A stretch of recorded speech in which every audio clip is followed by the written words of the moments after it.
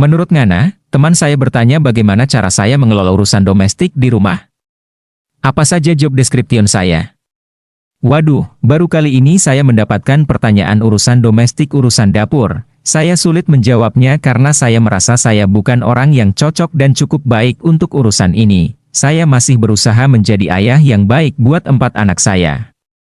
Saya masih berusaha menjadi suami yang baik karena pada dasarnya untuk urusan ini semua suami tentu masih struggle. Semua orang perlu proses untuk mendapat kepantasan predikat ayah atau pasangan yang baik. Saya mendapatkan pertanyaan ini selagi berolahraga pagi. Waduh, ini tentu jadi topik pembicaraan yang lumayan berat buat saya. Tetapi, tidak apa-apa, saya malah lupa sama kelelahan yang saya dapat setelah melakukan jalan sehat beberapa putaran. Ini bagus dari sisi olahraga, ya kan? Hehehe, saya pun menjawab singkat.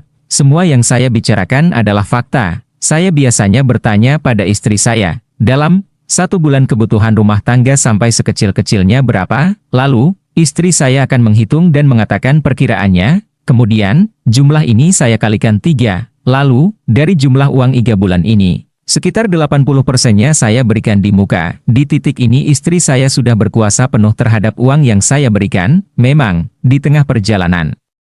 Dalam 3 bulan ini, pasti ada kebutuhan yang mungkin tidak terduga. Secara statistik, jumlah ini biasanya mencapai 20%, tetapi, bagi saya, memenuhi jumlah ini rasanya lebih ringan. Setelah itu, saya tidak pernah pusing urusan di rumah. Urusan pengeluaran domestik sudah tercover dan tidak perlu lagi saya utak-atik. Dengan begini, saya bisa memikirkan hal lainnya. Misalnya membangun ekonomi keluarga jangka menengah dan jangka panjang tanpa direcoki hal-hal harian yang seakan tidak ada selesainya. Tidak ada selesainya?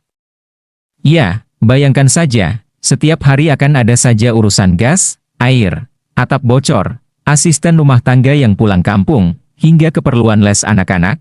Lalu, teman saya bertanya lagi, jadi, Bapak Jokowi selama ini sibuk mengurusi urusan domestik doang ya, Mas?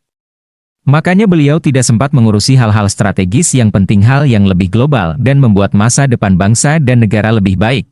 Saya tertawa, lah melanjutkan kembali, Bapak Jokowi sibuk mengurusi hal-hal kecil seperti keributan-keributan dan pernak-pernik kecil yang tercipta karena beliau tidak bisa mengaturnya sejak awal, bukan begitu kira-kira, Mas? Lah mengokohkan argumennya, buktinya, beliau masih berkutat urusan dalam negeri atau urusan domestik. Karena itu, ormas asing bisa masuk, pekerja asing tidak berketerampilan masuk, visa 100 negara juga dibebaskan sampai yang datang adalah turis-turis yang tidak mendatangkan devisa. Lah semakin berapi-api, narkoba malah naik trennya 2 tahun terakhir ini, Mas. Organisasi Papua Merdeka leluasa, tanggal 1 Desember dan 4 Desember. GAM merayakan hari jadinya di 14 tempat dengan lancar tanpa ada yang sadar. Masing-masing kemauan kelompok memaksa untuk dituruti. Saya terdiam, lah. Memaparkan lagi, akibat ketimpangan ekonomi masyarakat, apa beliau sadar kalau ekonomi cuma berputar di kisaran sempit para pengusaha besar saja, rakyat digoyang terus dengan media warfare tanpa di-counter. Pokoknya, semua hal strategis di istana seakan salah fokus, semua akibat urusan domestik yang tidak bisa diatur rapi sejak awal. Bayangkan kalau kita sudah 2 tahun menikah tapi di dalam rumah selalu ada keributan, semua pihak berkelahi, urusan ormas-ormas garis keras, partai-partai terbelah, Kapolri, KPK versus Polri. Apa Bapak Jokowi tidak melihat pesawat TNI AU yang waktu itu jatuh adalah kapal hibah Australia? Apakah tidak merasa kalau ada indikasi sabotase? Ini belum selesai, Mas. Ada urusan pembantu yang tidak pas, tidak right man in the right place. Nomenklatur kementerian banyak yang salah, kebijakan publik juga banyak yang salah. Ia menghentikan kalimatnya sambil menatap saya. Kalimat panjangnya tadi membuat kami berhenti olahraga. Saya mendengarkan penjelasannya tanpa menimpali.